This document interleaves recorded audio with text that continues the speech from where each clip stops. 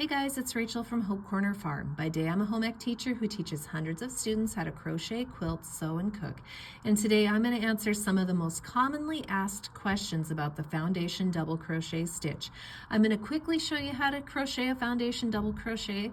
If I go a little too fast, I've got a link to a really good video below that takes it a lot slower and in more depth. But today I'm going to answer some of the most commonly asked questions about the foundation double crochet. So if you're ready to learn, let's grab a hook and some yarn and we'll get crocheting.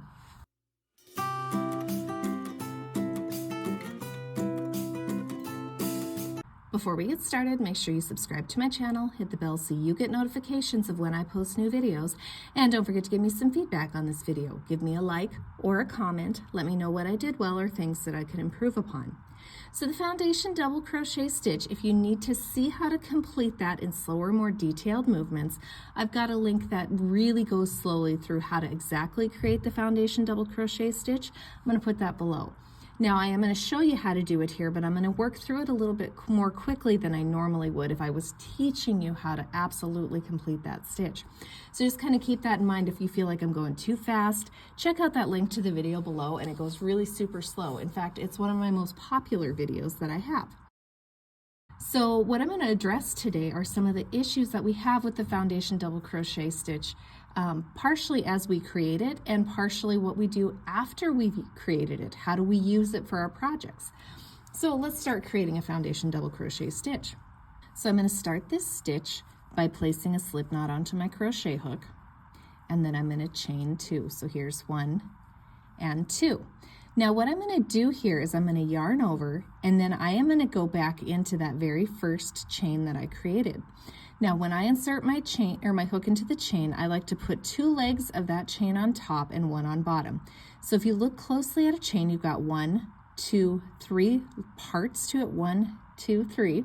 So if I insert it right here, you'll see that 2 of those parts end up on the top of my hook and 1 is on the bottom.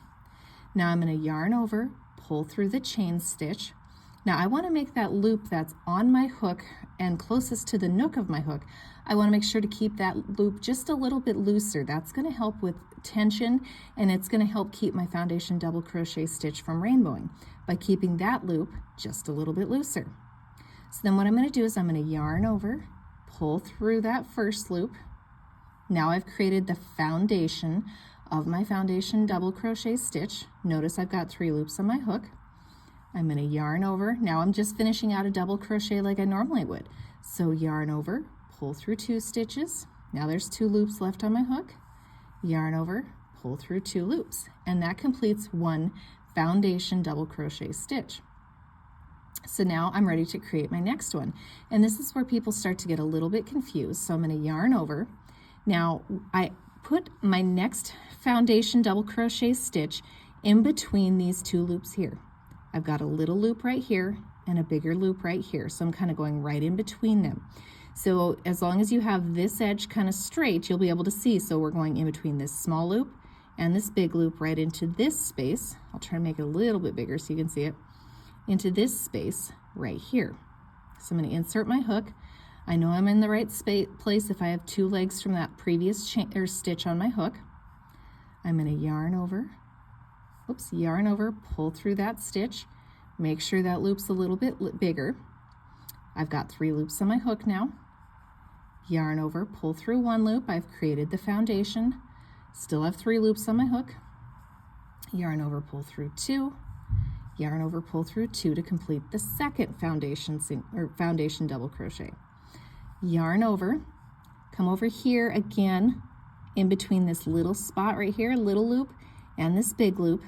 So hopefully you can see that. This is kind of what my foundation double crochet looks like right now. This is the bottom edge, and so we yarn over and we go through this space right here. Make it a little bigger, but there's a little loop and a big loop. So I'm just going right here into this space, making sure to pick up the 2 legs from the previous stitch. Yarn over, pull through, make sure I make that loop a little bit looser.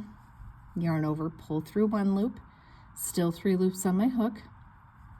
Yarn over, pull through 2 loops, still 2 loops on my hook. Yarn over, pull through 2 loops, and that completes the next foundation double crochet stitch.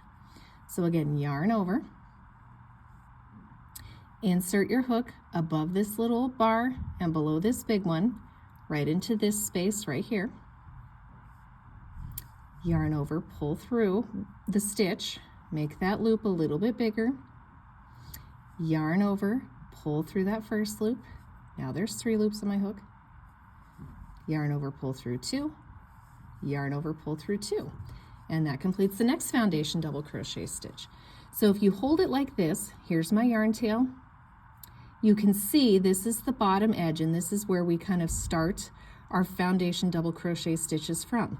So every time, if you're close to this bottom edge, you can see the little loop right there and the bigger loop right there that you're working right into that space, right in between them.